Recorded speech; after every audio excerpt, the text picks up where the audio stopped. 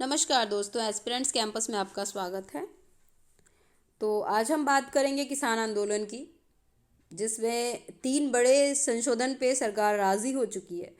पहले भी हमने एक किसान बिल के बारे में देखा था, एक वीडियो में हमने पढ़ा भी था और उसके बारे में जाना भी था कि किसान बिल सरकार लेके आई थी, उस बिल में क्या क्या था। तो अधिक जानकारी के लिए आप वो वीडियो देख सकते हैं। और उसके बाद अब ये देखेंगे कि उसी बिल में संशोधन के लिए सरकार राज़ी हो चुकी है, क्योंकि किसानों ने बहुत ज़्यादा आंदोलन किया है और सड़क पे उतर आए हैं। किसान दिन रात वो दिल्ली की सड़कों पे बैठे हुए हैं और इतना हंगामा होने के बाद सरकार जो है वो तैयार हो गई है संशोधन के लिए। तो चलिए देखते हैं कि कौन से 3 बड़े संशोधन है जो सरकार करना चाहती है इस बिल में। ठीक है, तो केंद्र सरकार ने किसानों को लिखित प्रस्ताव भेजा है, विरोध प्रदर्शन कर रहे किसानों को। और किसान प्रस्ताव को लेकर बैठक तो कई बार हो चुकी है, लेकिन तब भी किसान इस मांग पे अड़े हुए हैं कि सरकार को ये कानून वापस लेना ही होगा। और किसान नेता जो राकेश टिकैत हैं, उन्होंने कहा है कि किसान आंदोलन खत्म नहीं होगा, सरकार को हर हाल में बिल वापस लेना पड़ेगा। तो चलिए, सरकार बिल वापस लेने के लिए तो तैयार नहीं है, लेकिन सरकार ने बिल में संशोधन कर दिए हैं 3 फिलहाल।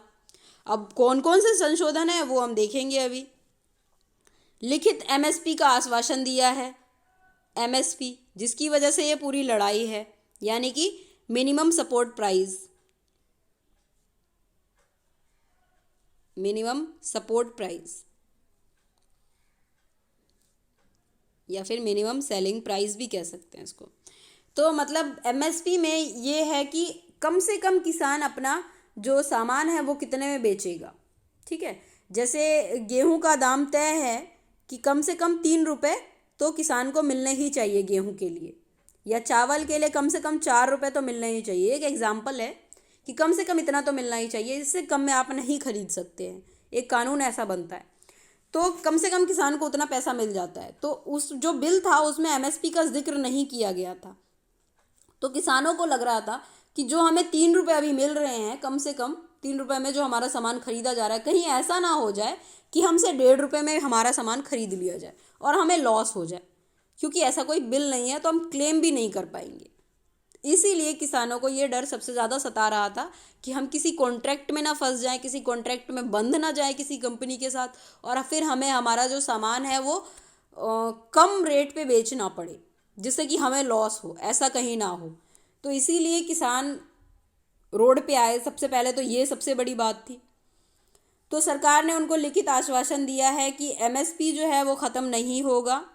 और दूसरा, किसानों का डर था एपीएमसी, शुल्क संरचना पर लिखित आश्वासन मिला है अभी उनको। एपीएमसी क्या है? अभी मौजूदा जो मंडी प्रणाली है उसको जारी रखने का सरकार ने आश्वासन दिया है, वो उसमें बदलाव नहीं होगा।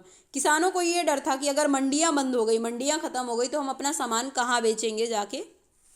ठीक है, अभी हम जाके अपना मंडियों में बेच लेते हैं, कोई हमसे ख़रीद लेता है, हम अपना रेट बताते हैं, वो हमसे ख़रीद लेते हैं, तो ये इजी वे है। अगर हम किसी कॉन्ट्रैक्ट में बंध गए तो हमें ये है कि ज़रूरी है कि हम उसी को देंगे सामान, या फिर किसी ने हमसे सामान नहीं खरीदा तो हमारा सामान का क्या होगा। अभी तो हम मंडियों में जाके बेच लेते हैं, मंडियाँ ख़त्म हो जाएगी, लोग सब डायरेक्ट बिजनेसमैन से खरीदेंगे, तो हमें भी उस बिजनेसमैन को बेचना पड़ेगा। तो उनके काफ़ी सारे ऐसे डर हैं। कोई भी नया चेंज अगर आता है, कोई भी बड़ा चेंज आता है, तो सबको डर लगता है। तो वही सीधी सी बात है, उनको ये डर है कि कहीं मंडियाँ ना ख़त्म हो जाए। तो सरकार ने इसका भी आश्वासन दे दिया है, लिखित आश्वासन दे दिया है कि मंडी प्रणाली जो है वो ख़त्म नहीं होगी, इसी प्रकार चलती रहेगी। और इसके साथ साथ आपके पास और भी ऑप्शंस हैं कानून के अलावा, कानून के हिसाब से, कि आप अपना सामान किसी को भी और कहीं भी बेच सकते हैं।